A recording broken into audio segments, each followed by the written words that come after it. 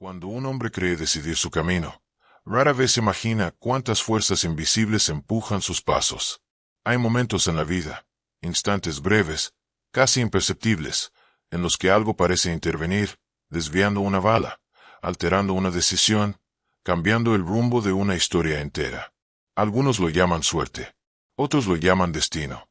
Hay quienes, sin dudarlo, lo llaman intervención divina. Y en tiempos de guerra, cuando la muerte camina tan cerca que se puede escuchar su respiración, esas preguntas dejan de ser filosóficas y se vuelven personales. Millones de personas en el mundo creen que existen fuerzas que no vemos, que operan más allá de nuestra comprensión. No porque alguien se los haya enseñado, sino porque las han sentido. Porque estuvieron ahí cuando algo imposible ocurrió. Muchos de esos testimonios nacieron en el caos de los campos de batalla de la Segunda Guerra Mundial, donde hombres comunes regresaron a casa cargando historias que jamás pudieron explicar del todo. Relatos tan extraños que parecían sugerir que una mano invisible había tocado la historia en el momento exacto. Imagina una niebla espesa frente a ti. Puedes cruzarla o dar la vuelta. Del otro lado no hay certezas, solo historias que desafían lo que creemos real. Es un territorio donde la lógica se mezcla con la superstición, donde los hechos chocan contra lo inexplicable. Al entrar, nadie te dirá qué creer. Eso depende solo de ti, mientras avanzas por lo que muchos llaman la niebla de la guerra. Años después del conflicto, una noche tranquila en una cabaña en las montañas de California, una familia se reunió alrededor de una fogata. El fuego crepitaba, los coyotes aullaban a lo lejos y el aire frío invitaba a contar historias. Un hombre acababa de terminar un relato inquietante sobre algo que había vivido en el bosque. Cuando terminó, una de las niñas frunció el ceño. No me gustó esa historia, dijo con sinceridad infantil. Da miedo. Las risas rompieron la tensión. Luego, alguien miró al padre de las niñas. ¿Tú, papá?, preguntó una de ellas. ¿Conoces alguna historia de miedo? El hombre negó con la cabeza al principio. No le gustaba hablar del pasado. Nunca lo hacía. Pero algo en el chisporroteo del fuego, o quizá en el silencio que siguió, lo empujó a hablar. No es una historia de miedo, dijo finalmente. Pero sí es algo que nunca he podido explicar. Las niñas se acomodaron más cerca. Sabían que su padre había estado en la guerra, que había luchado en Francia, que había participado en el desembarco de Normandía. Pero más allá de eso, él casi nunca decía nada. Esa noche fue diferente. Contó que había servido con un regimiento blindado británico durante la invasión aliada. Eran soldados entrenados para avanzar rápido, observar, golpear cuando era necesario y desaparecer antes de que el enemigo reaccionara. Vivían siempre al borde del peligro, moviéndose por carreteras secundarias, campos abiertos y pueblos destrozados por los combates. El 6 de junio de 1944, su unidad tocó tierra en Francia. Desde ese día, la guerra dejó de ser una idea lejana y se convirtió en ruido, fuego y miedo constante. Su regimiento avanzó tierra adentro, enfrentándose a posiciones alemanas mientras los aliados intentaban romper las defensas enemigas y asegurar rutas clave para el suministro. Días después del desembarco, su tripulación recibió la orden de avanzar por la campiña francesa. Él iba dentro de un tanque Sherman, acompañado por otros 4 hombres. No era una misión de reconocimiento, era un empuje directo, una de esas operaciones donde cada kilómetro ganado podía costar vidas. El tanque avanzaba lentamente por un camino flanqueado por árboles. El aire olía a tierra húmeda y pólvora. El conductor comentó algo trivial, intentando romper la tensión. Otro soldado bromeó con no volver jamás a una playa en su vida. Nadie rió demasiado. Entonces ocurrió. ¿Vieron eso?, dijo uno de ellos de repente. Al frente, entre los árboles, algo se movió. Primero pensaron que era un animal. Luego vieron siluetas humanas cruzando el camino, una por una, avanzando con cautela, usando la vegetación como cobertura. Son soldados, dijo alguien. Alemanes. No había unidades aliadas tan adelantadas en esa zona. Todo indicaba que el enemigo estaba intentando rodearlos. El artillero giró la ametralladora hacia el camino. No podían esperar. Si esos hombres lograban posicionarse, el tanque quedaría atrapado. El dedo apretó el gatillo. Nada. Silencio. ¿Qué pasa?, gritó alguien. El artillero volvió a intentarlo. Otra vez, nada. Revisó el arma. Maldijo. Golpeó el mecanismo. Las siluetas seguían cruzando el camino, una tras otra. Arréglala ya. Urgió el comandante. Nos están flanqueando. El arma se negaba a disparar. No parecía encasquillada. No había una razón clara. Los segundos se sentían eternos. Finalmente, el último hombre cruzó el camino y desapareció entre los árboles. Nunca llegó el ataque que esperaban. Bajo órdenes estrictas de silencio radial, no podían pedir apoyo ni reportar el incidente. No les quedaba más opción que continuar avanzando, confundidos, con el pulso acelerado y la pregunta clavada en la mente. ¿Por qué no disparó? Horas después, cuando finalmente fueron atacados por un francotirador enemigo oculto en un árbol, el artillero apuntó de nuevo. Esta vez, el arma rugió sin problema alguno. Más tarde, la verdad salió a la luz. Aquellos hombres que habían cruzado el camino no eran alemanes. Eran soldados británicos. Tropas aliadas que, por un error de comunicación o una maniobra inesperada, se encontraban exactamente donde no debían estar. El tanque había estado a segundos de abrir fuego contra sus propios compañeros. No hubo explicación técnica para la falla del arma. Nadie pudo señalar una pieza defectuosa, ni un error humano. Simplemente, no disparó cuando no debía hacerlo. El padre guardó silencio al terminar el relato. Sus hijas no dijeron nada durante un largo momento. Si esa ametralladora hubiera funcionado, murmuró finalmente, yo habría vivido el resto de mi vida sabiendo que maté a los nuestros. Nunca supe si fue suerte. Nunca supe si fue una coincidencia imposible. Solo sé que algo nos detuvo ese día. El fuego seguía ardiendo. Los coyotes volvieron a aullar a lo lejos. Y en algún lugar, entre la memoria y el misterio, la guerra seguía dejando preguntas sin respuesta. Historias como la que contó aquel veterano no eran tan raras como parecían. En cada guerra, los soldados regresan con cicatrices visibles y otras que nadie más puede ver. Algunas de esas cicatrices no duelen, inquietan, porque no encajan, porque desafían cualquier explicación lógica. Las armas fallan, sí. Los errores ocurren, claro. Pero cuando todo encaja con una precisión casi perfecta para evitar una tragedia, la mente humana empieza a buscar algo más. El campo de batalla está lleno de máquinas, órdenes y estrategias, pero también de azar, o de algo que se le parece demasiado. La siguiente historia no ocurrió en los bosques de Francia, sino al otro lado del mundo, en la inmensidad oscura del Pacífico, donde el cielo nocturno se abría para dejar pasar formaciones de bombarderos rumbo a islas perdidas en el mapa. Era otra guerra, otro frente, pero las mismas preguntas sin respuesta. La noche del 20 de enero de 1944, 13 bombarderos B-24 despegaron desde una base aliada en una pequeña isla del Pacífico. Sus motores rugían como bestias metálicas mientras se alineaban en formación, perdiéndose poco a poco en la oscuridad. El objetivo era un atolón controlado por fuerzas japonesas, una más de las muchas misiones diseñadas para debilitar la logística enemiga. Para la mayoría de los tripulantes, era solo otra salida nocturna. Tensiones conocidas, bromas nerviosas, rituales silenciosos antes del combate. Nadie imaginaba que esa misión quedaría marcada para siempre. Al acercarse al objetivo, el cielo se iluminó con fuego antiaéreo. Trazadoras subían desde la superficie como si intentaran arañar las estrellas. Aunque la defensa enemiga solía ser imprecisa, bastaba un solo impacto certero para convertir un avión en una tumba voladora. Y esa noche, uno de esos disparos encontró su blanco. Uno de los bombarderos recibió impactos directos en dos motores. El avión comenzó a perder potencia, rezagándose de la formación. Desde otras aeronaves, los tripulantes observaron con impotencia cómo su compañero descendía lentamente, envuelto en humo, hasta desaparecer en la negrura del océano.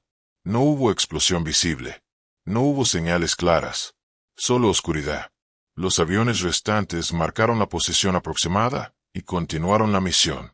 No había nada más que pudieran hacer. Si alguien había sobrevivido al impacto, dependería de la suerte, del mar o de algo más.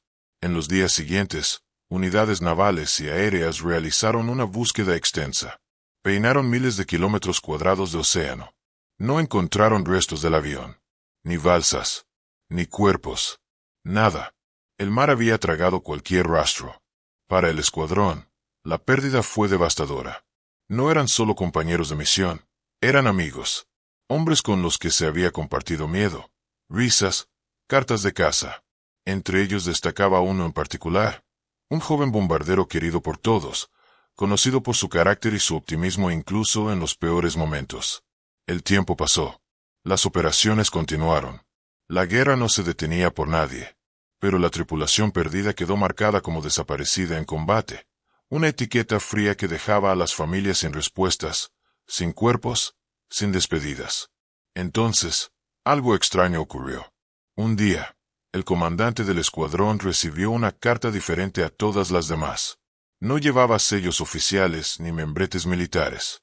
Era una carta personal, escrita con una letra firme, dirigida directamente a él.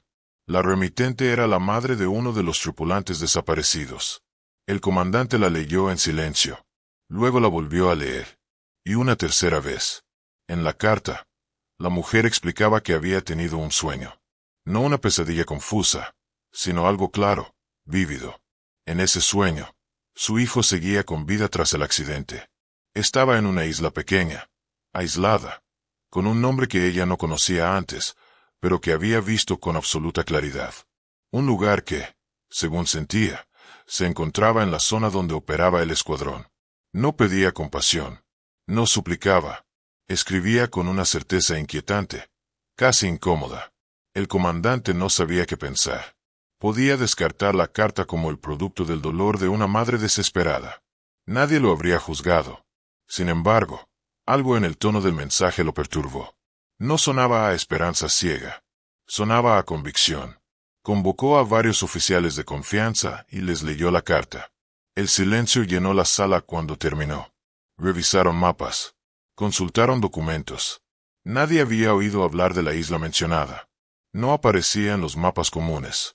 No figuraba en los informes habituales. Y aún así, la duda se había sembrado. ¿Y si existía? ¿Y si, por una vez, valía la pena escuchar algo que no encajaba con la lógica militar? Finalmente, asignaron a un oficial de inteligencia la tarea de investigar. Entre misiones reales y trabajo acumulado, comenzó a revisar mapas más antiguos, documentos navales, registros poco usados. Días después, encontró algo. En un mapa naval, apenas las fotografías pasaron de mano en mano como si quemaran. Nadie decía nada, pero todos pensaban lo mismo. Aquella estructura no era natural. No era obra del viento ni del azar. Alguien había sobrevivido lo suficiente como para construir un refugio, para luchar contra el sol, el hambre y el aislamiento. El escuadrón no perdió tiempo. Los informes y las imágenes fueron entregados a la Marina, que organizó un pequeño equipo de búsqueda. Mientras tanto, los aviadores esperaban, atrapados entre la esperanza y el miedo. Si alguien seguía con vida, cada hora contaba. Si no, al menos habría respuestas. El equipo naval llegó a la isla días después. Desde la costa, el lugar parecía desierto, silencioso, detenido en el tiempo. No había humo, ni movimiento, ni señales inmediatas de vida. Solo arena blanca, palmeras inmóviles y el sonido constante del mar. Avanzaron con cautela hasta el claro que aparecía en las fotografías. El refugio estaba ahí, tal como lo habían visto desde el aire. Vacío, abandonado. Pero no era eso lo que les heló la sangre. A pocos metros del refugio, en la arena aún clara, encontraron una tumba. La tierra removida se notaba reciente. Sobre ella, una cruz improvisada hecha con madera arrastrada por el mar. En la madera, tallado de forma simple pero clara, había un nombre. Uno solo. Cuando el reporte regresó al escuadrón, nadie habló durante varios segundos. Algunos bajaron la mirada. Otros apretaron los puños. El nombre correspondía a uno de los hombres desaparecidos, el mismo que todos recordaban por su buen humor y su manera de tranquilizar a los demás antes de cada misión. Habían encontrado una tumba, pero no sabían quién lo había enterrado. La isla fue revisada por completo. No encontraron rastros de los otros tripulantes. No había restos humanos adicionales. No había señales claras de lucha ni de evacuación. Solo ese refugio vacío y esa tumba solitaria mirando al cielo. Las preguntas comenzaron a multiplicarse. ¿Habían sobrevivido más hombres al impacto? ¿Habían sido capturados? ¿Habían abandonado la isla por sus propios medios? ¿O habían muerto en algún otro lugar, lejos de ahí? Nadie podía asegurarlo. Lo que más inquietaba a los oficiales era una pregunta distinta, una que nadie decía en voz alta. ¿Cómo supo una madre, a miles de kilómetros de distancia, que su hijo había estado exactamente en ese lugar? La isla no figuraba en mapas comunes. No era conocida por civiles. Incluso para muchos militares era apenas un punto olvidado. Y sin embargo, ella había escrito su nombre con absoluta certeza, como si alguien se lo hubiera susurrado. Con el paso del tiempo, surgieron teorías. Algunas frías, racionales, apoyadas en lógica militar. Se habló de evacuaciones japonesas improvisadas, de prisioneros trasladados entre islas, de enfermedades, de muertes silenciosas lejos de toda documentación. Nada podía confirmarse del todo. Décadas después, el hijo de uno de los oficiales involucrados compartió su propia hipótesis. Según él, el avión pudo haber caído en aguas poco. La guerra terminó, como siempre lo hace, dejando más preguntas que respuestas. Las armas se silenciaron, los uniformes se guardaron, y los hombres regresaron a casa cargando recuerdos que no cabían en palabras. Sin embargo, algunas historias se negaron a desaparecer. Permanecieron vivas en conversaciones nocturnas, en cartas viejas, en pensamientos que volvían una y otra vez cuando el mundo se quedaba en silencio. Para quienes vivieron aquellos episodios, no se trataba de demostrar nada. Nadie buscaba convencer a otros. Simplemente contaban lo que habían visto, lo que habían sentido, lo que no podían explicar. Y eso, en muchos casos, era más inquietante que cualquier fantasía. El veterano que aquella noche habló junto a la fogata nunca volvió a mencionar su historia. Para sus hijas, fue solo una más entre tantas. Para él, fue una confesión tardía, una forma de soltar un peso que había cargado durante décadas. Sabía que, de haber funcionado aquella ametralladora, su vida habría tomado un rumbo completamente distinto. No por la guerra, sino por la culpa. En el Pacífico, los hombres del escuadrón siguieron adelante. Algunos sobrevivieron al conflicto, otros no. Pero todos recordaron esa carta, ese sueño, esa isla diminuta que nadie consideraba importante hasta que una madre la nombró con una seguridad imposible de ignorar. Nadie pudo explicar cómo supo lo que supo. No hubo documentos secretos. No hubo filtraciones. Solo una certeza nacida en lo más profundo del vínculo entre una madre y su hijo. Para algunos, fue una casualidad extraordinaria. Para otros, una prueba de que hay conexiones que no entienden de mapas ni de órdenes militares. Con el paso de los años, estas historias comenzaron a aparecer en libros, entrevistas y conversaciones privadas. No como hechos comprobados, sino como experiencias vividas. Y quizá ese sea su verdadero valor. No probar la existencia de fuerzas invisibles, sino recordarnos que la realidad no siempre es tan rígida como creemos.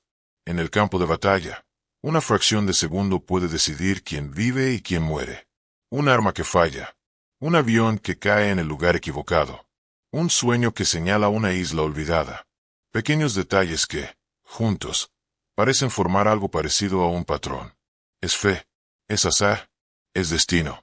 Cada quien tiene su respuesta. Para algunos soldados, creer que algo los protegió fue la única manera de seguir adelante. Para otros, aceptar que fue pura suerte resultó suficiente. Y para muchos, la duda quedó ahí, flotando, sin necesidad de resolverse. Porque tal vez no todas las historias están hechas para cerrarse con una conclusión clara. Tal vez algunas existen solo para recordarnos que, incluso en medio del horror, hay momentos en los que la muerte se detiene, mira a otro lado, y deja pasar a alguien. Y cuando eso ocurre, la vida continúa. No como estaba planeada, sino como fue permitida.